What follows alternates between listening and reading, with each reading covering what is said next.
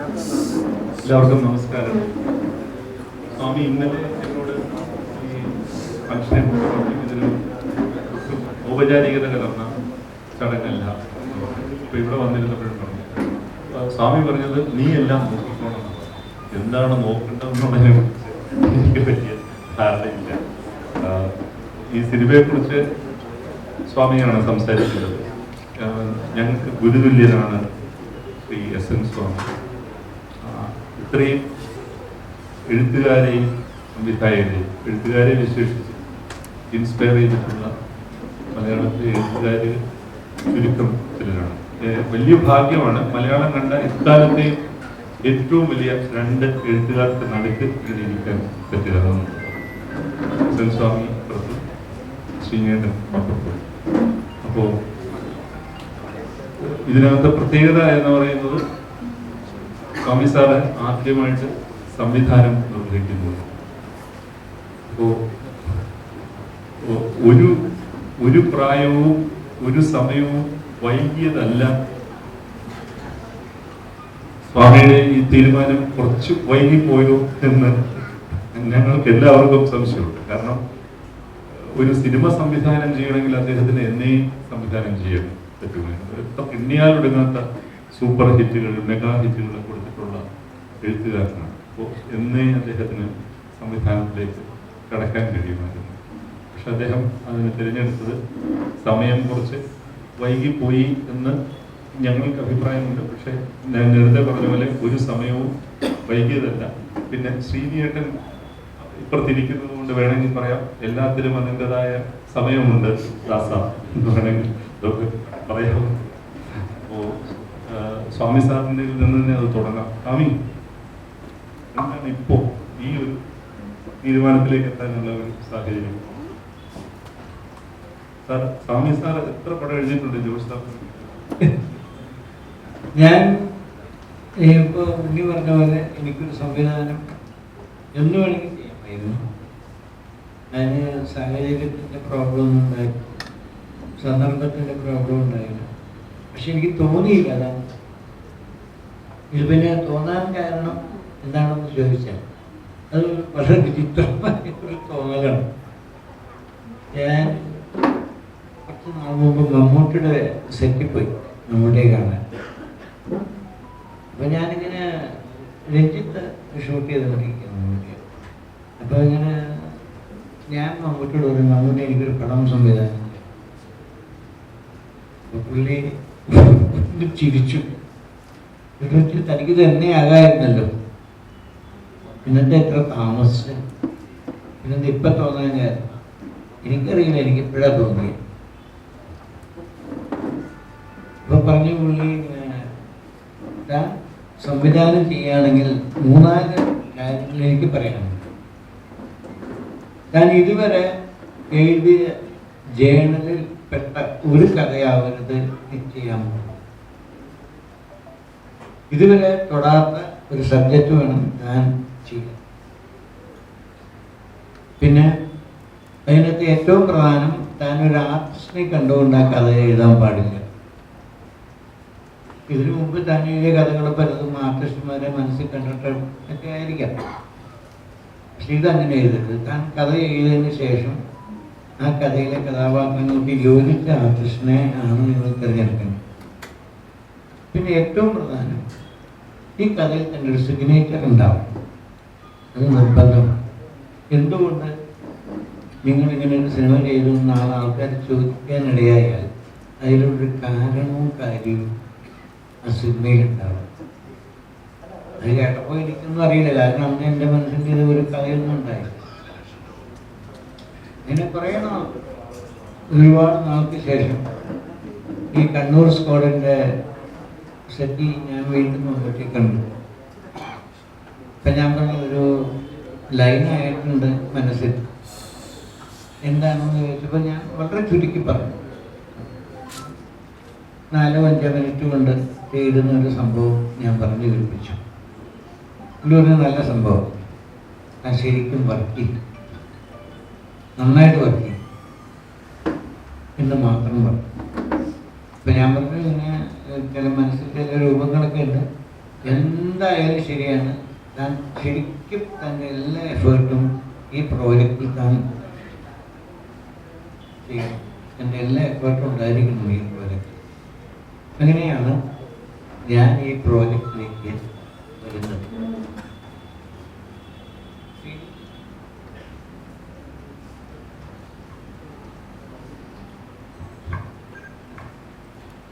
ശ്രീജിയോട് മമ്മൂക്ക പറഞ്ഞിട്ടാണ് സ്വാമി സാർ ഇങ്ങനെ ഒരു ഉദ്യോഗത്തിൽ ഇറങ്ങി പുറപ്പെട്ടത്.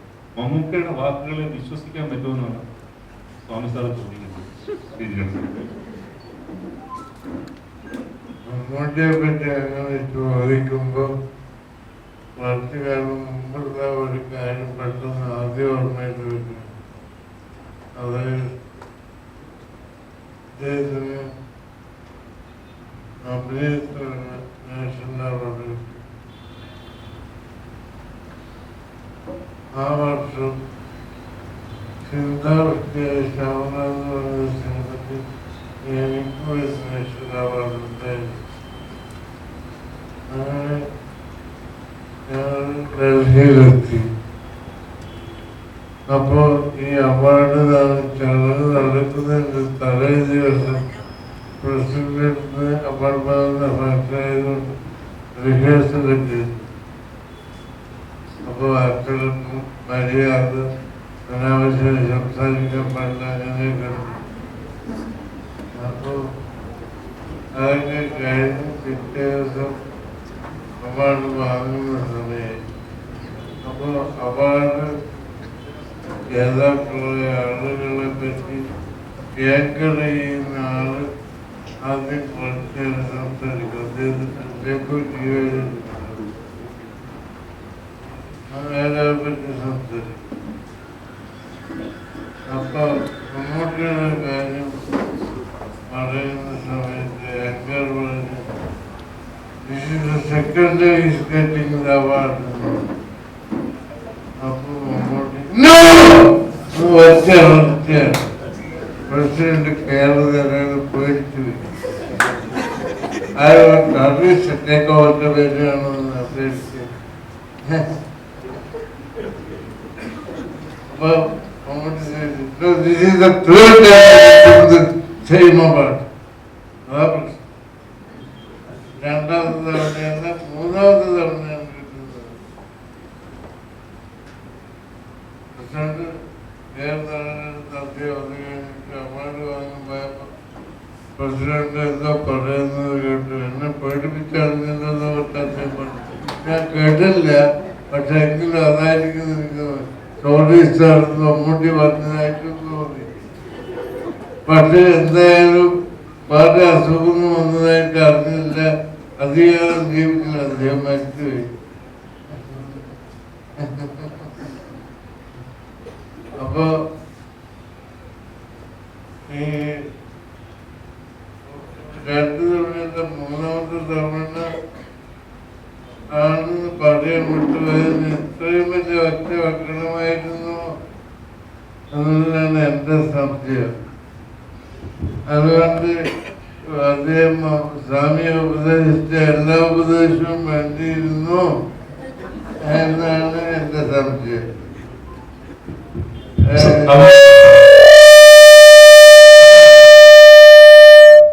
ഇതിന്റെ കൂട്ടത്തിൽ ഒരു കാര്യം കൂടി ഞാൻ പറയാം. ഒരു 45 വർഷത്തിലധികമൊക്കെയായി ഞാൻ സിനിമയില് വന്നുപെട്ടിട്ട് ഒരു ഒരുത്തനും ഈ ടൈറ്റിൽ ലോഞ്ചിന് ഇന്ന് വരെ എന്നെ വിളിച്ചിട്ടില്ല. ആദ്യമായിട്ടാണ് ടൈറ്റിൽ ലോഞ്ചിന്റെ ആളെ വിളിക്കുന്നത്. എറണാകുളത്താണ് ഞാൻ ആദ്യമായി അഭിനയിച്ച സിനിമ ഷൂട്ടിംഗ് നടന്നത്. രവിപുരത്ത് മണിമുഴക്കം. അന്ന് പരിചയപ്പെട്ടു. അന്ന് സ്വാമി എടുത്തു തുടങ്ങിയിട്ടില്ല എന്ന് തോന്നുന്നു. കാർട്ടൂണിസ്റ്റ് തോമസ് പ്രൊഡ്യൂസർ, അദ്ദേഹത്തുമായിട്ടുള്ള ബന്ധത്തിന്റെ പേരിലാണ് ആ വീട്ടിൽ ഞങ്ങളൊക്കെ. അതെ അതെ അതെ അതെ.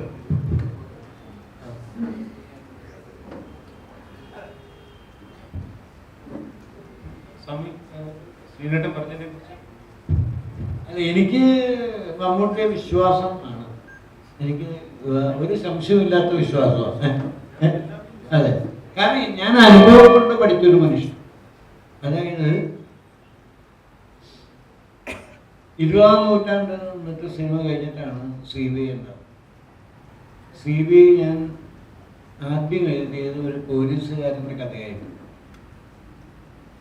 കഥയെല്ലാം ഞാൻ മമ്മൂട്ടിയെ പറഞ്ഞു കേൾപ്പിച്ചു. പുള്ളി വളരെ നിശബ്ദമായിട്ട് കഥയെല്ലാം കേട്ടതിന് ശേഷം ലാസ്റ്റ് ഒരു നല്ല കഥയാണ്, പക്ഷെ പോലീസ് വേണ്ട.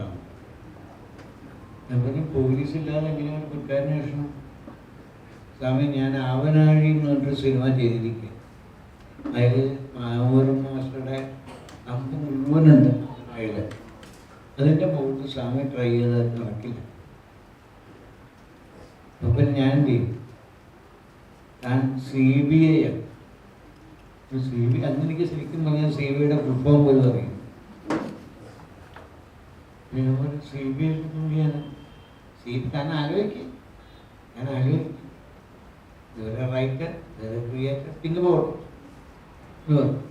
ഞാനങ്ങനെ എറണാകുളത്തിൻ്റെ ഫ്രണ്ട്സ് വഴി CBIയിലെ ചില സുഹൃത്തുക്കളൊക്കെ പരിചയപ്പെട്ടു. ഞാൻ അവരോട് ചോദിച്ചു. അപ്പോൾ അവരെന്നോട് ഒരു 4-5 റൗണ്ട് ഡിസ്കഷനിൽ CBIയുടെ മോഡസ് ഓപ്പറൻഡി, ഇത് CBIയുടെ തത്വങ്ങൾ, CBI ഏതിലാണ്, എങ്ങനെയാണ് ഒരു ഇൻവെസ്റ്റിഗേഷൻ തുടങ്ങുന്നതും അവസാനിപ്പിക്കുന്നതും എല്ലാ കാര്യങ്ങളെക്കുറിച്ചും ഒരു ധാരണ എനിക്ക് ഉണ്ടാക്കി തന്നു. അത് കേട്ടപ്പോൾ ഐ വാസ് എക്സൈറ്റഡ്. കാരണം അതുവരെ ഞാൻ കേട്ട പോലീസിൻ്റെ കഥയല്ല CBIക്ക് പറയാനുള്ളൂ. ഞാൻ അത് വെച്ചിട്ട് ഞാൻ റീകൺസ്ട്രക്ട് ചെയ്തു. അത് കഴിഞ്ഞിട്ട് അത് വെച്ച് ഡിസ്കസ് ചെയ്ത് ആദ്യം എൻ്റെ കഥയിലെ ഹീറോ ഒരു കലിയും പറയാനെന്നും പറഞ്ഞു. മമ്മൂട്ടി പറഞ്ഞു അത് വേണ്ട, കാരണം അത് വിശ്വസിക്കില്ല. ഇപ്പം നമുക്കൊരു കാര്യം ചെയ്യാം, അത് സ്വാമിയാക്കാം. ശരി, സ്വാമിയാക്കാന്നൊക്കെ പറഞ്ഞാൽ പുള്ളി എൻ്റെ മുമ്പിൽ അത് പറയുന്ന രീതി കേട്ടാൽ നമുക്ക് അന്തം വിട്ട് വിശ്വസിക്കുക. അതുപോലെ പുള്ളി എന്നെ പറഞ്ഞ് കണ്ടു. അങ്ങനെ ഞാൻ അറിവായി, അതുകൊണ്ട് യാതൊരു സംശയമില്ല. അത് കഴിഞ്ഞ് ഈ പുറത്തേക്ക് അറിയാൻ തുടങ്ങിയപ്പോൾ എല്ലാവരും നമ്മളെ ഡിസ്കറേജ് ചെയ്തു. സ്വാമി പോലീസാണ്, അന്വേഷിക്കാൻ പോകണം. എന്ത് സ്വാമി ചെയ്തു വെക്കണം?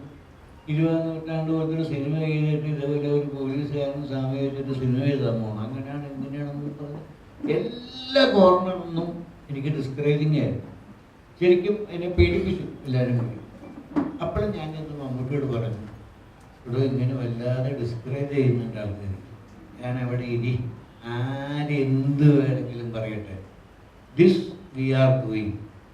ഇപ്പോഴുള്ള പ്രൊഡ്യൂസർക്ക് താല്പര്യമില്ലെങ്കിൽ ഞാൻ തനിക്ക് 10 പ്രൊഡ്യൂസറെ തരാം. എന്ത് വേണമെങ്കിലും ആ കാര്യമേ താൻ വിട്ടേക്കും, നമ്മളിത് ചെയ്യും. ചെയ്യുകയാണെങ്കിൽ ഇത് തന്നെ ചെയ്യും. ആരെന്ത് വേണമെങ്കിലും പറഞ്ഞോട്ടെ. അത്ര കോൺഫിഡൻസും മോട്ടിവേഷനും എനിക്ക് തന്ന ആളാണ് നമുക്ക്.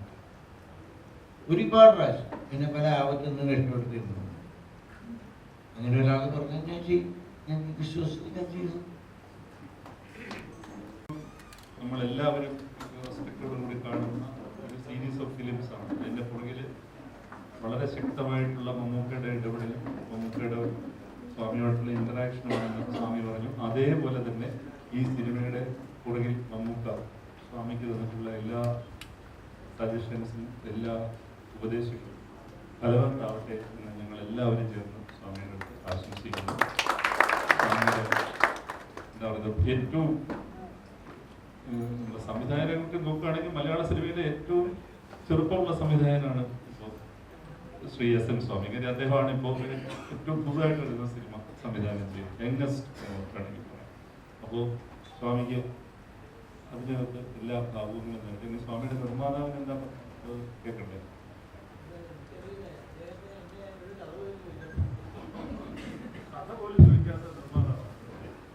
നമസ്കാരം. വളരെ രസകരമായ ഒരു ആദ്യമായി എൻ്റെ ജീവിതത്തിൽ ആദ്യമായിട്ടാണ് ഇങ്ങനെ രസകരമായ ഒരു സദസ്സിൽ ഇരിക്കാനും മലയാള സിനിമ ഇൻഡസ്ട്രിയിലെ ഏറ്റവും ആദരണീയരായിട്ടുള്ള വ്യക്തിത്വങ്ങളുടെ കൂടി ഇരിക്കാനൊരു ഭാഗ്യം ശ്രദ്ധിച്ചത്. സ്വാമി കഥയുടെ ഒരു സാരാംശം എന്നോട് പറഞ്ഞിരുന്നു ആദ്യം. അപ്പം അതിൻ്റെ തുടർന്നുള്ള കാര്യങ്ങളിൽ ഞാൻ ഡൗട്ടിട്ടില്ല. സ്വാമിയോട് ഞാൻ പറഞ്ഞു, സ്വാമി എന്ത് ചെയ്യുന്നു, സ്വാമിയാണ് പ്രൊഡ്യൂസർ, സ്വാമി ചെയ്യുക, ഞാൻ ഒരു പേരുകാരനായിട്ട് സ്വാമിയുടെ കൂടെ നിൽക്കാം, അതിൽ കൂടുതലായിട്ട് ഞാൻ ഒന്നിനോട് ഇടപെടത്തില്ല എന്ന് ആദ്യം തന്നെ സ്വാമിയോട് പറഞ്ഞു. ഏതാണ്ട് അതിൻ്റെ പൂർണ്ണതയിൽ എത്തുമ്പോഴും ഞാനത് എൻ്റെ ആ വാക്ക് പാലിച്ചു എന്നാണ് എൻ്റെ വിശ്വാസം. ഞാൻ ഒന്നിനും ആവശ്യമില്ലാതെ ഇടപെട്ടിട്ടില്ല. പിന്നെ എനിക്ക് സ്വാമിയിലൊരു വിശ്വാസമുണ്ട്. നമ്മളെ കരയിപ്പിച്ച ചക്രമ്മയിൽ നിന്ന് നമ്മളെ ത്രസിപ്പിച്ച CBIയിലേക്ക് എത്തി. തീർച്ചയായിട്ടും എന്നെ കരയിപ്പിക്കില്ല എന്നുള്ള വിശ്വാസം എനിക്ക് സ്വാമിയിലുണ്ട്. അപ്പോൾ അതുകൊണ്ട് ഞാനും തീരുമാനിച്ച് മുന്നോട്ട് പോകാമെന്ന്. സ്വാമിക്ക് മമ്മൂട്ടിയുള്ള വിശ്വാസം പോലൊക്കെ എനിക്കും സ്വാമിക്കും വിശ്വാസമുള്ള ഒരാളവിടെ ഇരിപ്പുണ്ട്, എറണാകുളത്തപ്പനിൽ എല്ലാം സമർപ്പിച്ചുകൊണ്ടാണ് ഞാൻ സ്വാമിയോട് ഇതിന് ഇറങ്ങിത്തിരിച്ചത്. അപ്പം തീർച്ചയായിട്ടും നിങ്ങളുടെ എല്ലാ അനുഗ്രഹം ഉണ്ടെങ്കിൽ ഞങ്ങൾക്കാർക്കും ഇത് കരയേണ്ടി വരത്തില്ല, വീണ്ടും മുന്നോട്ട് പോകാൻ സാധിക്കുമെന്നാണ് എൻ്റെ വിശ്വാസം. എല്ലാം പ്രേക്ഷകർക്ക് സമർപ്പിക്കുന്നു. ഇവിടെ വന്ന എല്ലാ മാധ്യമ പ്രവർത്തകർക്കും ഞാൻ ഈ അവസരം നന്ദി പറയാൻ കൂടി ഞാൻ ഈ അവസരം വിനിയോഗിക്കുന്നു. ഏതായാലും ഒരു സംവിധായകനെ, ഒരു എഴുത്തുകാരനെ പൂർണ്ണമായും വിശ്വസിച്ചുകൊണ്ട് അദ്ദേഹത്തിന് വിശ്വാസം അർപ്പിച്ചുകൊണ്ട് യാതൊരു വിധത്തിലുള്ള അദ്ദേഹത്തിൻ്റെ സർഗാത്മകതയിൽ ഒരു തരത്തിലുള്ള ഇടപെടലും നടത്താതെ അതിൻ്റെ ഒപ്പം നിൽക്കുന്ന ഒരു പ്രൊഡ്യൂസർ എന്ന് പറഞ്ഞാൽ വലിയ ഭാഗ്യമാണ്. ഞങ്ങളൊക്കെ ഇവിടെ ഉണ്ട് കേട്ടോ, സ്വാമി മാത്രമല്ല, അതിനും കൂടി അങ്ങോട്ട് പറയാൻ ആഗ്രഹിക്കുന്നു. ഞാനുണ്ട്.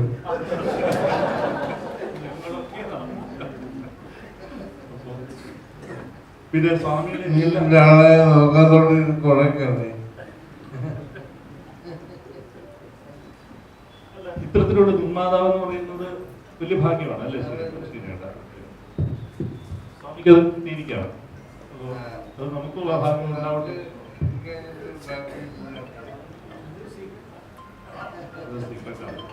അപ്പൊ അതിലേക്ക് വരാം. സ്വാമി, എന്താണ് സീക്രട്ട് എന്ന് പറയുന്നത്? സ്വാമിയുടെ എല്ലാ സിനിമയും അവസാനം ഒരു സീക്രട്ട് റിവീൽ ചെയ്യുന്ന പോലെയാണ് മേജർ സിനിമ. അല്ലാത്ത സിനിമകളും സ്വാമി ചെയ്തിട്ടുണ്ട് അല്ലേ?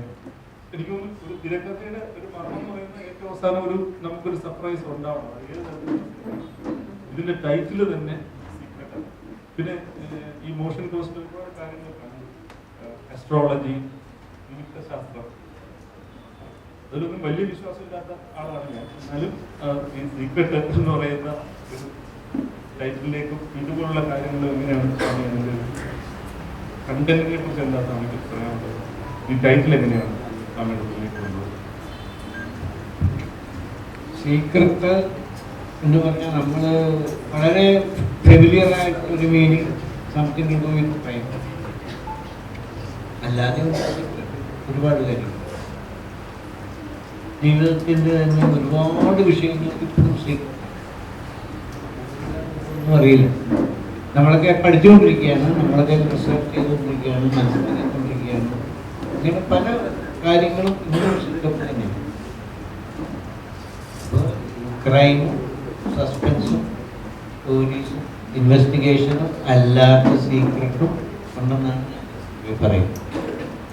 ഈ സിനിമയിലെ സീക്രട്ട് എന്ന് പറഞ്ഞു കഴിഞ്ഞാൽ ഇതൊരു, ഇപ്പം ഞാൻ പറഞ്ഞില്ലേ മമ്മൂട്ടി ഉണ്ടെന്ന് പറഞ്ഞാൽ താൻ ഒരു സിനിമ ചെയ്താണ് അതിൽ എൻ്റെ സിഗ്നേച്ചർ ഉണ്ടാവും എന്നാണ് എൻ്റെ വിശ്വാസം.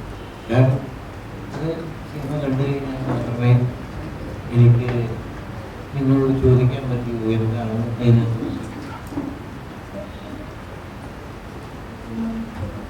ശ്രീനിയേട്ടൻ, വേറൊരു കാര്യം ഇതിനിടയിൽ കൂടി സംഭവിക്കുന്നത് ഈ സ്വാമിയുടെ ഭയങ്കരമായിട്ടുള്ള ബുദ്ധിയാണ്.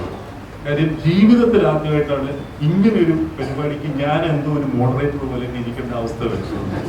അതിനെ എന്നെ പെടുത്തിയിരിക്കുകയാണ് സ്വാമി.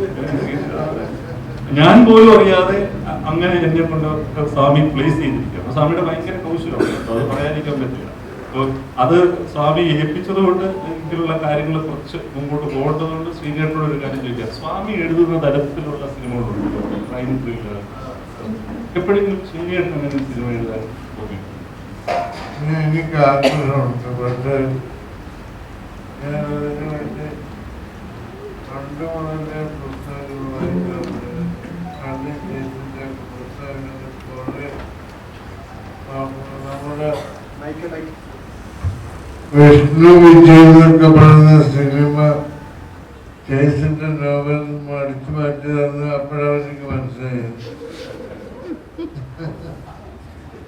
പക്ഷെ എത്ര വായിച്ചിട്ട് എനിക്ക് ആ ട്രാക്കിലേക്ക് ഒരു പിടിപ്പില്ലാത്തതുകൊണ്ട് അവസാനം എനിക്ക് ശരിയാവില്ലെന്ന് പറഞ്ഞിട്ട് പിന്വാങ്ങിയതാണ്. പറ്റുന്നില്ല. അത് വേറൊരു ബുദ്ധിമാണ്. അത് സ്വാമിക്കൊക്കെ ഉള്ളൂ. അതിന് സ്വാമിയാവണം, എന്നാലേ പറ്റും.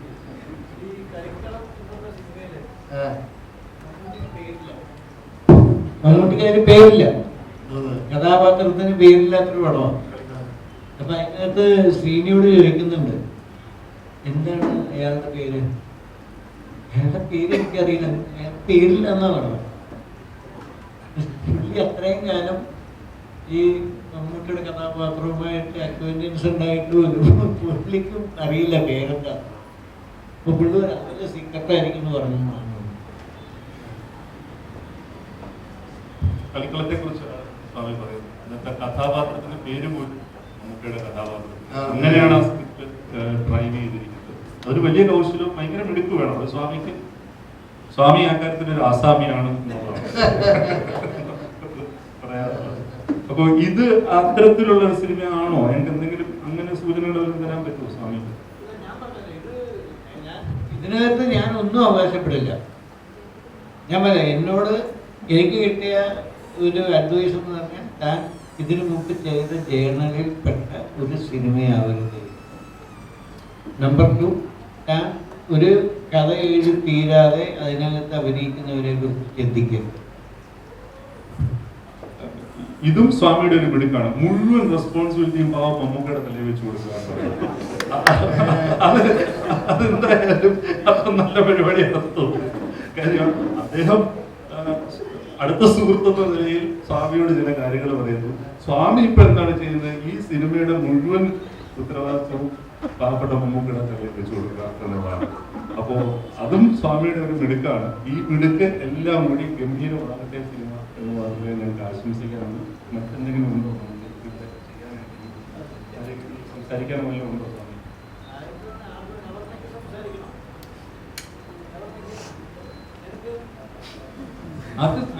സംസാരിക്കുന്നത് അതെ, സ്വാമിയോട് എന്തെങ്കിലും ചോദിക്കണേ ചോദിക്കാൻ. മാധ്യമ സുഹൃത്തുക്കൾക്ക് ആർക്കെങ്കിലും ചോദ്യങ്ങളുണ്ടെങ്കിൽ ചോദിക്കാം.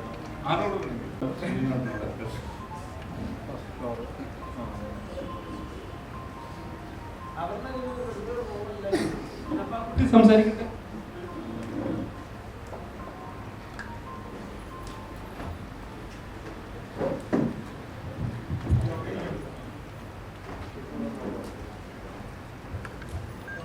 എല്ലാവർക്കും നമസ്കാരം. Thank you sir. ഒരുപാട് സന്തോഷമുണ്ട് ഈ പറഞ്ഞ പോലെ ഇത്രയും ലെജൻഡറി ആയിട്ടുള്ള ആൾക്കാരുടെ കൂടെ സ്റ്റേജിൽ എന്നെ വിളിച്ചിരുത്തിയതിൽ തന്നെ ഒരുപാട് സന്തോഷമുണ്ട്. എന്നെ സംബന്ധിച്ചിടത്തോളം സ്വാമി സാറിന്റെ സിനിമകളിൽ ഒരു ഭാഗമാവാൻ പറ്റുക എന്നുള്ളത് തന്നെയാണ് എൻ്റെ ഏറ്റവും വലിയ ഭാഗ്യം. അപ്പോൾ ആദ്യം എനിക്ക് തോന്നുന്നു സ്ക്രിപ്റ്റ് ഒക്കെ കേൾക്കുന്നതിന് മുമ്പ് തന്നെ സ്വാമി സാറിന്റെ ഫിലിം എന്ന് പറഞ്ഞപ്പം ഐ വാസ് ലൈക്ക് എനിക്ക് ഓക്കെയാണ്. എനിക്ക് അതിലൊരു ചെറിയ ക്യാരക്ടർ ആണെങ്കിലും ഒന്ന് വർക്ക് ചെയ്യണം എന്നുള്ളൊരു ആഗ്രഹം ഉണ്ടായിരുന്നു. അപ്പൊ അതില് one of the very important ക്യാരക്ടറാണ്. അതിൽ എനിക്ക് ഒരുപാട് സന്തോഷമുണ്ട്. സിനിമ തിയേറ്ററിലേക്ക് വരുമ്പോൾ എല്ലാവരും കാണും. ഈ സീക്രട്ടിലൊക്കെ കുറെ മീനിങ്സ് ഉണ്ട്. അതൊക്കെ നിങ്ങൾക്ക് തിയേറ്ററിൽ കണ്ട് മനസ്സിലാവുമെന്ന് വിചാരിക്കുന്നു. എല്ലാവരുടെയും സപ്പോർട്ട് വേണം. Thank you so much.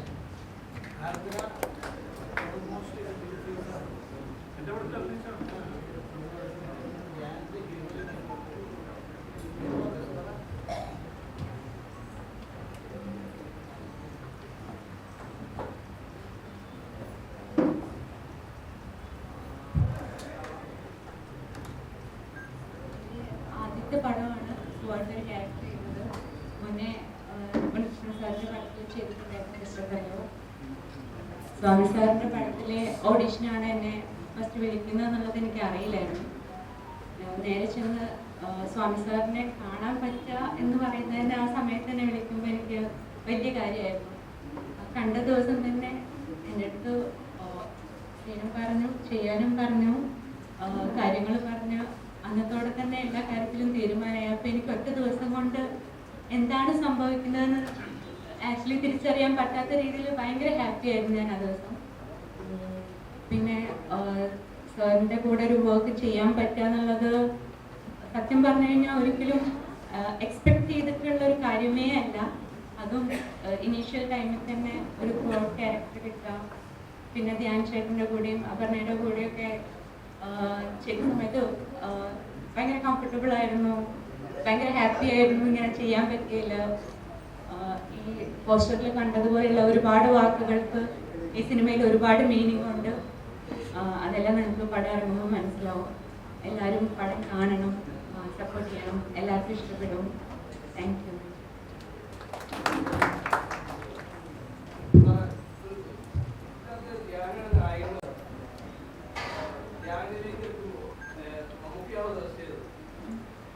അല്ല അല്ല അല്ല ഒരിക്കലുമില്ല. ഞാൻ എൻ്റെ മനസ്സിൽ നിന്ന് അയാളുടെ രൂപമാണ് എൻ്റെ കഥാപാത്രമായിട്ട് മാച്ചിങ് ആയിട്ട് എനിക്ക് തോന്നിയത്. അങ്ങനെ ഞാൻ അന്വേഷിച്ചു. അയാളുടെ ഡേറ്റ് ഉടനെ ഉണ്ടായിരുന്നില്ല. 3-4 മാസം കഴിഞ്ഞ് അയാൾ ചെയ്യാമെന്ന് പറഞ്ഞു. ഞങ്ങൾ സബ്ജക്റ്റ് ഒരു ഇതേപോലെ ഡിസ്കസ് ചെയ്യുമ്പോൾ ഈ വാസ് ഹാപ്പി. അങ്ങനെ ഞാൻ വരികയില്ല. ഞങ്ങൾ വേറെ ശരിക്കും പറഞ്ഞാൽ ഈ പടത്തിൽ വേറൊരു ഓപ്ഷൻ ആലോചിച്ചിട്ടില്ല.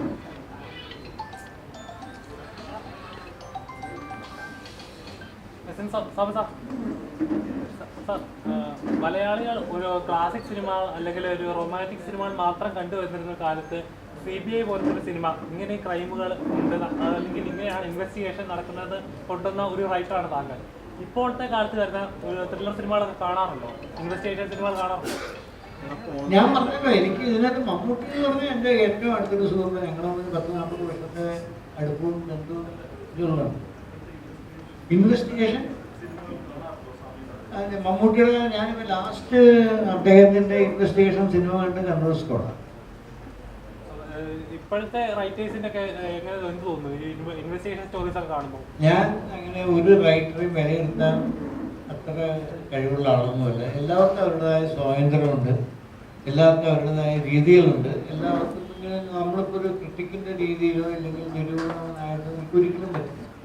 കാരണം എനിക്ക് ഒരുപാട് തെറ്റുകൾ പറ്റുന്നുണ്ട്, അതുപോലെ ശരികൾ പറ്റുന്നുണ്ട്. അതുപോലെ എല്ലാവർക്കും ഉണ്ട് അവരുടെ അവകാശം. ഞാൻ അതിനൊന്നും ഒരു അഭിപ്രായം പറയില്ല.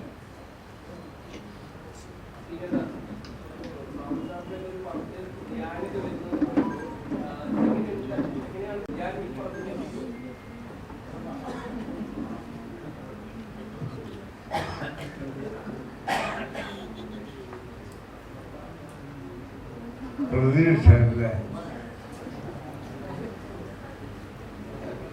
വളരെ എത്തിക്കാം.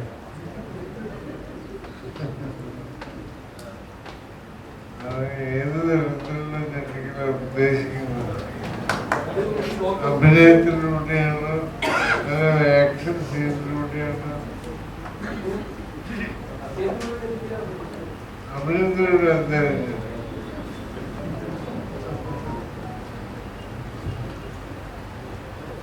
നമുക്ക് വൈൻഡപ്പ് ചെയ്ത് മുമ്പ് ശ്രീജേട്ടനോടൊരു കാര്യം വ്യക്തിപരമായിട്ട് അനുഭവിക്കാൻ തോന്നുന്നു. കാരണം ഞാൻ നേരത്തെ പറഞ്ഞ പോലെ സാജനൊക്കെ ഇവിടെ ഇരിപ്പുണ്ട്, AK സാജൻ ഉണ്ട്. ഞങ്ങളെല്ലാവരും സംസാരിക്കുമ്പോൾ മലയാളത്തിൽ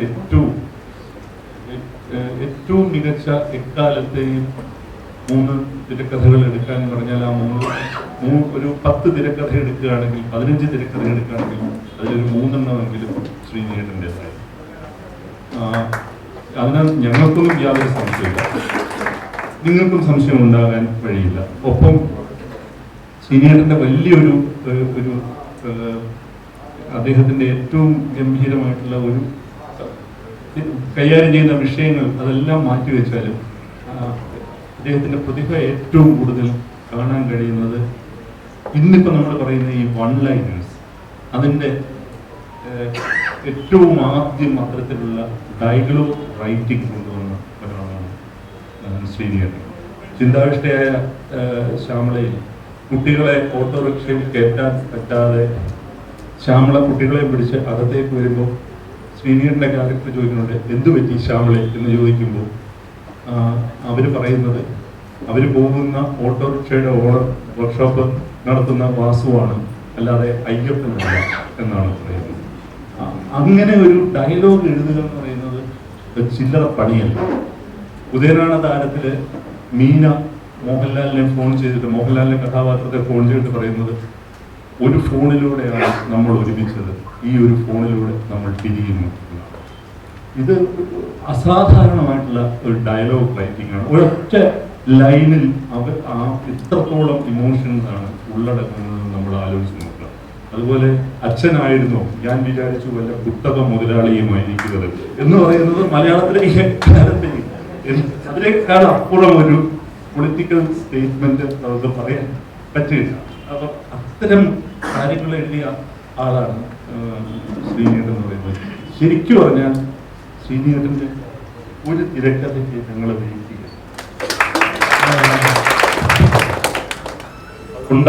ഉണ്ടാവുമെന്നാണ് പ്രതീക്ഷ. തീർച്ചയായും ആ കഥ എഴുതാൻ വേണ്ടിയുള്ള ശ്രമത്തിലാണ് ഞാൻ. അധികം വൈകാതെ അത് സാധിക്കുമെന്ന് വിചാരിക്കുന്നത്. അപ്പോൾ ഇത്തരം ഡയലോഗുകളൊക്കെ ഉണ്ണി ഓർമ്മിക്കുന്നുള്ളത് ഞാൻ പോലും വിചാരിച്ചില്ല. നന്ദി സന്തോഷം. അല്ല, ഇതിന് ശരിക്കും നന്ദി പറയേണ്ടത് ശ്രീനേട്ടനോട്. അതായത് ശ്രീനേട്ടൻ നമ്മളോടല്ല നന്ദി പറയേണ്ടത്. കാരണം ഇത് എന്റെ മാത്രമല്ല, നിങ്ങൾക്ക് ഇവിടെ ഇരിക്കുന്ന ആർക്കും എനിക്ക് തോന്നുന്നു ശ്രീനേട്ടന്റെ ഇതുപോലത്തെ ഒരു 10 ഡയലോഗെങ്കിലും പറയാൻ കഴിയുമെന്നാണ് എനിക്ക് തോന്നുന്നത്. ഒരു കാര്യം പറയാം ശ്രീനേട്ടൻ, ഞാൻ ഈ അടുത്ത കാലത്ത് ഞങ്ങള് റൈറ്റേഴ്സ് എല്ലാവരും കൂടി ഇരുന്നപ്പോൾ ശ്രീനേട്ടന്റെ ഒരു ഡയലോഗിനെ കുറിച്ച് ഞങ്ങൾ പറയും. അത് മഴ പെയ്യുന്നു മക്കരം കൂട്ടുന്നു എന്ന് പറയുന്ന സിനിമയാണ്. ഈ സിനിമ ഞാൻ BA യൂണിവേഴ്സിറ്റി കോളേജ് തിരുവനന്തപുരത്ത് പഠിക്കുമ്പോഴാണ് ഈ സിനിമ അജന്ത തിയേറ്ററിൽ കാണുന്നത്. എനിക്ക് തോന്നുന്നു 15 തവണയെങ്കിലും ഞാൻ തിയേറ്ററിൽ ആ സിനിമ കണ്ടിട്ടുണ്ട്. ഏത് വൈകുന്നേരം ഒഴിവ് കിട്ടിയാലും ആ സിനിമ കാണാൻ പോകുക എന്നുള്ളതാണ് ഞങ്ങൾ ചെയ്തുകൊണ്ടിരുന്നത്. അതിനകത്ത് മോഹൻലാൽ അവതരിപ്പിക്കുന്ന കഥാപാത്രത്തേക്ക് പറഞ്ഞു വിടുകയാണ് ശ്രീനേട്ടൻ. കല്യാണം ദിശയിൽ നിന്നും അകറ്റണം, പറഞ്ഞു വിടുക. പുള്ളിക്ക് എങ്ങനെയെങ്കിലും അവിടെ നിൽക്കണം. അപ്പൊ ഞാനൊന്ന് യാത്ര പറഞ്ഞിട്ട് പോകാം എന്ന് പറയുമ്പോൾ യാത്രയൊക്കെ ഞാൻ പറഞ്ഞോളാം, നീ പോ. ശരി, ഞാൻ പോവാണ് മുതലാളി എന്ന് പറഞ്ഞ് പൈസ വാങ്ങിച്ചിട്ട് എനിക്ക് യാത്ര പറയണേ എന്ന് പറഞ്ഞിട്ട് മോഹൻലാലിന്റെ കഥാപാത്രം ഓടി വന്ന് സ്റ്റെപ്പ് വഴി താഴേക്ക് ഇറങ്ങുമ്പോൾ പുറകെ ശ്രീനിവാസന്റെ കഥാപാത്രം ഓടുന്നു. മോഹൻലാലിൽ ചെയ്ത കഥാപാത്രത്തിന് വളരെ എളുപ്പം കോണി ഇറങ്ങി വരാൻ പറ്റുമ്പോൾ ഇദ്ദേഹത്തിന് അത് പറ്റുന്നില്ല. മുകളിൽ നിന്ന് താഴേക്ക് വീഴുന്നു. രണ്ടാമത്തെ വരെ താഴെ അമ്പിളിച്ചേട്ടൻ ജഗതി ശ്രീകുമാർ നടക്കുക. ഇദ്ദേഹത്തിന്റെ മുകളിലേക്കാണ് വന്ന് ശ്രീനേട്ടന്റെ കഥാപാത്രം വീഴുന്നു. ഇവർ രണ്ടുപേരും കൂടി വീണിട്ട് നിസ്സഹായനായിട്ട് എഴുന്നേക്കുന്ന അമ്പിളിച്ചേട്ടന്റെ ഒരു ഷോട്ടുണ്ട്.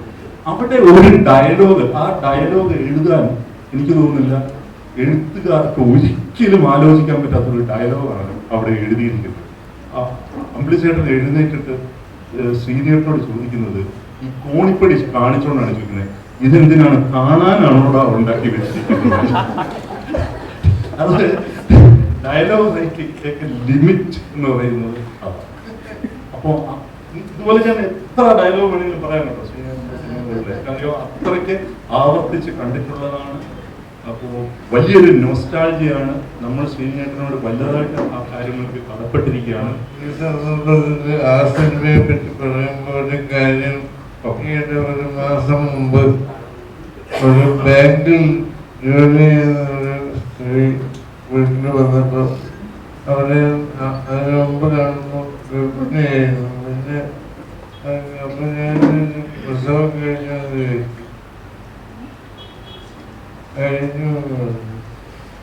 പിന്നെ ആണോ പെണ്ണോ, ആണോ എന്താ പേരിട്ടത്, മാധവ് എന്ന പേരിട്ടത്. ഞങ്ങൾ ഇട്ടതിന്റെ അവനെ എന്നെ ധവാൻ എന്നാണ് വിളിക്കുന്നത്.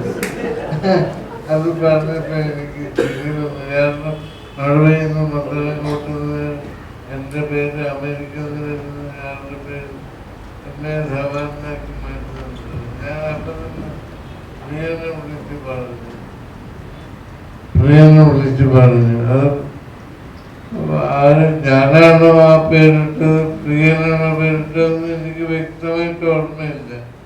അന്നൊക്കെ എന്ന് വെച്ചാൽ ഷൂട്ടിങ് നടക്കുമ്പോഴാണ് എഴുതുന്നത്. പ്രിയൻ പറയും ചിലപ്പോൾ ഞാൻ പറയും ഇത് പിന്നെ ഗോയിങ് എന്ന് പറയുന്ന സിനിമയ്ക്ക് എനിക്ക് ഓർമ്മയുണ്ട്. ഒരു സർക്കസാണ്. അതായത് ശാരദാ സ്റ്റുഡിയോയില് പുറത്തൊരു പെറ്റി ഡ്രസ് കൊടുത്തിട്ട് ആദ്യത്തെ ഒരു പേജ് ഞാൻ എഴുതി കഴിഞ്ഞാൽ എന്നിട്ട് അവസാനിക്കുന്ന എങ്ങനെയാണെന്ന് പ്രിയെന്ന് അറിയില്ല. എഴുതുന്ന ഷൂട്ട് ചെയ്യണം. എനിക്കും അറിയില്ല, പ്രിയെന്നും അറിയില്ല. അവസാനം അത് ഹിന്ദി സിനിമയുടെ പ്രിയൻ എടുക്കുമ്പോൾ അത് ട്രാൻസ്ലേറ്റ് ചെയ്ത് കൊടുക്കണല്ലോ. അപ്പോഴാണ് പ്രിയൻ ഇത് വായിക്കുന്നത് ആദ്യമായി. അപ്പൊ അവര് എന്നെ വിളിക്കണം. ഞാൻ ഇങ്ങനത്തെ ഡയലോഗൊക്കെ എഴുതിയിരുന്നത് ഞാനിപ്പോഴോ മനസ്സിലാക്കുന്നത്. സോറി നമ്മൾ കേൾക്കുന്നതേ നമ്മളെ എക്കാലത്തെയും നമ്മൾ സെലിബ്രേറ്റ് ചെയ്ത സിനിമകൾക്ക് പുറകിലുള്ള സംഗതിയാണ്. അതായത് തിരക്കഥ ഇന്ന രൂപത്തിൽ വേണമെന്നൊക്കെ സൈദ്ധാന്തികമായിട്ട് എഴുതുകയും പഠിപ്പിക്കുകയും ചെയ്യുന്ന ഒരു കാലമാണ്. സിഗ്ഫീൽഡ് എന്ന് പറഞ്ഞ ആളൊക്കെ ഇത് കേട്ട ആത്മഹത്യ ചെയ്തു. ഇങ്ങനെയൊക്കെയാണ് മലയാളത്തിലെ എക്കാലത്തെ ഇതൊന്നും പ്രതിഭകളുടെ സ്പോണ്ടേനിറ്റിയാണ്. അത് പ്രിയദർശനക്ക് ശ്രീനികേട്ടൻ പറഞ്ഞ ഇതേ കാര്യം ഈ ഒരു 2-3 മാസം മുമ്പ് ശ്രീ പ്രിയദർശൻ നേരിട്ട് എന്നോട് പറയുകയുണ്ടായി. അദ്ദേഹം ഒരു ദിവസം വൈകുന്നേരം എറണാകുളത്തുള്ള അദ്ദേഹത്തിന്റെ ഫ്ലാറ്റിൽ തങ്ങുമ്പോൾ എന്നെ ഫോൺ ചെയ്തിട്ട് നമുക്ക് ദിവസം വൈകുന്നേരം ഇരിക്കണം എന്ന് പറഞ്ഞ് ഞാൻ വൈകുന്നേരം അദ്ദേഹത്തിന്റെ അടുത്ത് പോയപ്പോൾ അദ്ദേഹം പറഞ്ഞുകൊണ്ടിരുന്നത് മുഴുവൻ ഇതാണ്. ശ്രീനികേട്ടനുമായിട്ടുള്ള കോമ്പിനേഷൻ, അദ്ദേഹം ചെയ്തിട്ടുള്ള ആദ്യകാല സിനിമകളിൽ എല്ലാ നടീനടന്മാരും ചേർന്ന് അങ്ങോട്ടും ഇങ്ങോട്ടും ബൗൺസ് ചെയ്ത് എങ്ങനെയാണ് സീനുകൾ ഉണ്ടാക്കിയിരുന്നത്. അതിനകത്ത് കൃത്യമായിട്ട് ഒരു വലിയ പ്ലാനോട് കൂടിയല്ല ലൊക്കേഷനിൽ ചെല്ലുന്നത്. പക്ഷെ അതിൻ്റെ ഒരു നരേഷനെ കുറിച്ചുള്ള ഒരു നൈരന്തര്യം ആ ഡയറക്ടറുടെ ഉള്ളിലുണ്ടാവും. അവിടെ ഇരുന്ന് എങ്ങനെയാണ് സീനുകൾ ഡെവലപ്പ് ചെയ്തുകൊണ്ടിരുന്നത്, ഓരോരുത്തരും എങ്ങനെയാണ് അതിനകത്ത് കോൺട്രിബ്യൂട്ട് ചെയ്തത് എന്നൊക്കെയാണ്. പക്ഷെ ഇപ്പോൾ അതെല്ലാം പോയിട്ട് നമ്മൾ പിച്ച് ചെയ്യണം, നമ്മൾ ഫുള്ളി ബൗണ്ട് സ്ക്രിപ്റ്റ് വെച്ചിട്ടാണ് ചെയ്യുന്നത്. അതിൻ്റെതായ മേന്മകളുണ്ട്, ഇല്ല എന്ന് പറയുന്നില്ല. പക്ഷെ ശ്രീനികേട്ടനൊക്കെ ചെയ്ത എല്ലാ പടങ്ങളും ഇതുപോലെ സംഭവിച്ചതാണെന്നാണ് തോന്നുന്നത്. ഫുള്ളി റിട്ടൺ സ്ക്രിപ്റ്റുകൾ ഉണ്ടായിട്ടുണ്ട് ശ്രീനികേട്ടന്. ഫുള്ളി റിട്ടനായിട്ട്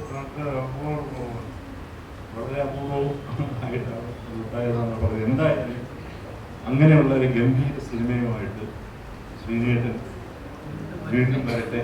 അത് ശ്രീനികേട്ടനും പ്രിയദർശനുമായിട്ടുള്ള കോമ്പിനേഷൻ, സത്യേട്ടനുമായിട്ടുള്ള കോമ്പിനേഷൻ, ഇതൊക്കെ മലയാളിക്ക് ഒരിക്കലും നോക്കാൻ പറ്റാത്ത സംഗതിയാണ്. ഗംഭീരമായ ഞങ്ങളൊരു സിനിമ സംഭവിക്കട്ടെ ആശംസിക്കുന്നു. നമുക്കിത് ഉണ്ണികൃഷ്ണ ഈ പറയുന്നത് സാർ കുറച്ചുമ്പോ പറയും ഇപ്പൊ ഓർത്തോർത്ത് ഇത്രയും ഡയലോഗുകൾ കാണാൻ പറയുന്നത്. അപ്പൊ ഇപ്പോഴത്തെ മലയാള സിനിമയിൽ ഇങ്ങനത്തെ ഒരു റൈറ്റിംഗ് മിസ് ചെയ്യുന്നതായിട്ട് തോന്നുന്നുണ്ടോ? ഇല്ല, അങ്ങനെ ഇപ്പോ പുതിയ എഴുത്തുകാരെയൊക്കെ നമ്മൾ അങ്ങനെ കാണേണ്ട കാര്യമില്ല. അവർക്ക് അവരുടേതായ ഇപ്പൊ ശ്യാം പുഷ്കറിന്റെ ഒക്കെ എത്ര ഷാർപ്പായിട്ടുള്ള ഇതുപോലത്തെ എനിക്ക് എത്ര ഡയലോഗുകൾ നിൽക്കുമ്പോൾ പറയാൻ പറ്റും. അത് തീർച്ചയായിട്ടും പറയാൻ പറ്റും. അത്രയും എഴുത്തുകാരൊക്കെ ഇഷ്ടം പോലെ മലയാള സിനിമയിലുണ്ടായിട്ട്. ഇപ്പൊ നിങ്ങൾ നേരത്തെ സ്വാമിയോട് ആരാ ചോദിച്ചത്, ത്രില്ലർ സിനിമകളെ കുറിച്ച് ചോദിച്ചല്ലോ. ഇപ്പോഴത്തെ പുതിയ Jeethu Joseph is a brilliant writer. എന്തെങ്കിലും സംശയമുണ്ട് ആ കാര്യത്തിനകത്ത്? എനിക്ക് തോന്നുന്നു ഈ കാലത്തെ ഏറ്റവും നല്ല ത്രില്ലർ റൈറ്റർ എന്ന് പറയുന്നത് ജിത്തു ജോസഫാണ്. അദ്ദേഹത്തിന് ആ ഗ്രാഫ് എങ്ങനെ കൊണ്ടുപോകണമെന്നൊക്കെ വളരെ ക്ലീൻ ആയിട്ട് അറിയാവുന്നതാണ്. അപ്പോൾ പുതിയ ആൾക്കാർ മോശമാണെന്നൊന്നും അല്ല പറഞ്ഞത്. പക്ഷെ ഇവരെ പോലുള്ളവരെന്ന് പറയുന്നത് ഒരു കാലഘട്ടത്തിന്റെ ഭാവുകത്വം തീരുമാനിച്ചു. നമ്മളുടെയൊക്കെ യുവത്വം കടന്നുപോയത് ഇവരുണ്ടാക്കിയ സിനിമകളിലൂടെയും കഥാപാത്രങ്ങളിലൂടെയും സിറ്റുവേഷനിലൂടെയും. ഇപ്പോ നാടോടിക്കാറ്റ് എന്ന് പറയുന്ന സിനിമയിൽ മോഹൻലാൽ ഒരു കത്തെടുത്തിട്ട് ഒരു ചെറിയ വിശേഷമുണ്ട്, എൻ്റെ അമ്മ മരിച്ചുപോയി എന്ന് പറയുമ്പോൾ അത് നെഞ്ചിൽ, ആ ഡയലോഗ് നെഞ്ചിൽ കൊണ്ടത് ഇവിടുത്തെ മലയാളത്തിലെ മധ്യവർഗ യുവതയുടെ നെഞ്ചിലാണ് കൊണ്ടത്. അങ്ങനെയുള്ള ഒരു കാലഘട്ടത്തിലൂടെ കടന്നു വന്ന ഞങ്ങൾക്ക് ശ്രീനിവാസനെ പോലെയുള്ള എഴുത്തുകാർ എന്ന് പറയുന്നത് ഞങ്ങളുടെ ഏറ്റവും പ്രിയപ്പെട്ട എഴുത്തുകാരായിട്ട് നിലനിൽക്കും. അത് ഞങ്ങളുടെ നൊസ്റ്റാൾജിയാണ്. അത് നിങ്ങൾ അതിൽ ഭാരപ്പെടണമെന്ന് ഞങ്ങൾ പറയുന്നില്ല. വേറൊരു തമാശയും കൂടിയുണ്ട്. ഇപ്പൊ ഈ സോഷ്യൽ മീഡിയയും നിങ്ങളൊക്കെ പറയുന്നത് പഴയ ആളുകളെ മുഴുവൻ വസന്തങ്ങൾ എന്നാണ് വിളിക്കുന്നത്. എനിക്ക് ഒരു പിടിയും കിട്ടുന്നില്ല. കാരണം വസന്തം എന്ന് പറഞ്ഞാൽ ലോകത്തിലെ എക്കാലത്തെ ഏറ്റവും മനോഹരമായതാണ്. ഒരു പുതിയതായിട്ടൊരു സംഗതി, ഒരു പൂത്തുലയുന്നതിനെയാണ് നമ്മൾ വസന്തം എന്ന് പറയുന്നത്. മലയാള സിനിമയുടെ നവവസന്തങ്ങൾ എന്ന് പറയുന്ന പുതിയ എഴുത്തുകാരെ. പക്ഷെ ഇവര് പഴയ എഴുത്തുകാരെ അവഹേളിക്കാനായിട്ട് പഴയ നടന്മാരെ, പഴയ എസ്പെഷ്യലി സംവിധായകരെ അവഹേളിക്കാനായിട്ട് ഉണ്ടാക്കിയിരിക്കുന്ന വാക്കാണ് വസന്തം എന്ന് പറയുന്നത്. അത് ഒരു അറബ് നാടുകളിൽ വിപ്ലവം ഉണ്ടായപ്പോൾ പോലും അറബ് വസന്തം എന്നാണ് നമ്മൾ അതിനെ വിളിക്കുന്നത്, അല്ലെ? നക്സൽ മൂവ്മെന്റിന്റെ തുടക്കത്തില്, വിപ്ലവത്തിന്റെ തുടക്കത്തില് വസന്തത്തിന്റെ ഇടിമുഴക്കം എന്നാണ് പത്രത്തിന്റെ തലക്കെട്ട് എന്ന് പറയുന്നത്. ഇപ്പൊ ഈ വസന്തം എന്ന് പറയുന്നത് ഏറ്റവും ഉള്ളില്ലാത്തൊരു വാക്കാവുമ്പോൾ അതിനകത്തൊരു ഐറണിയുണ്ട്. എക്കാലത്തും ഞങ്ങളെയൊക്കെ പോലുള്ളവർ എക്കാലത്തും ഒരു വസന്തം പോലെ പുതിയ ഓരോ കാഴ്ചയിലും പുതിയ വസന്തം തരുന്ന സിനിമകൾ ഉണ്ടാക്കിയവരാണ് ഇവർ. അപ്പോൾ ആ അർത്ഥത്തിൽ അങ്ങനെ വിളിക്കുന്നത് വലിയ രീതിയിലുള്ള ഒരു ബഹുമതിയായിട്ട് ഞങ്ങൾ കാണുന്നു എന്നുള്ളതാണ്. ശ്രീനിയേട്ടനെ പോലുള്ളവർ ഞങ്ങളെ സംബന്ധിച്ചിടത്തോളം ഓരോ ദിവസവും പുതുക്കപ്പെടുന്ന വസന്തം. അങ്ങനെ നമുക്ക് അവസാനിപ്പിക്കാം. സീക്രട്ടിന്റെ തുടക്കവും ഒപ്പം മലയാള സിനിമയിലെ പ്രതിഭകളുടെ സംഗമവും കൂടി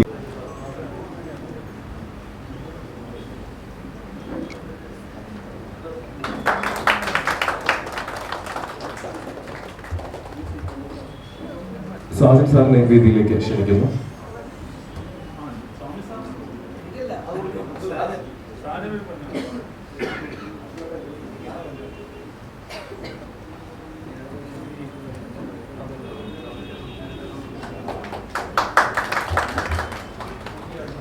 ഈ ചടങ്ങിനെത്തുകയും ഒപ്പം നമ്മുടെ മോഡറേറ്റർ പദവി സ്വീകരിച്ച് നമ്മളോടൊപ്പം തന്നെ ഈ മുദ്ദങ്ങനെ ഉണ്ടായിരുന്ന ഉണ്ണികൃഷ്ണൻ സാറിന്റെ പൊന്നാട അണിയിച്ച് ആദരിക്കുകയാണ്.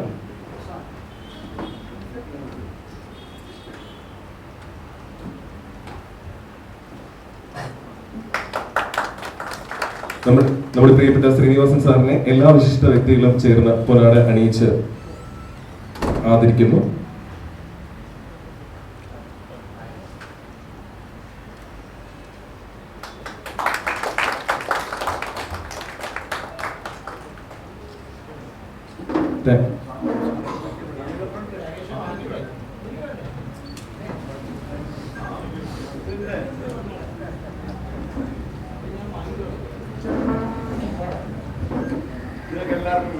എല്ലാവർക്കും വേണ്ടി നമ്മുടെ പ്രിയപ്പെട്ട എസ് എൻ സ്വാമി സാറിനെ പൊന്നാട അണിയിച്ച് ആദരിക്കുകയാണ്.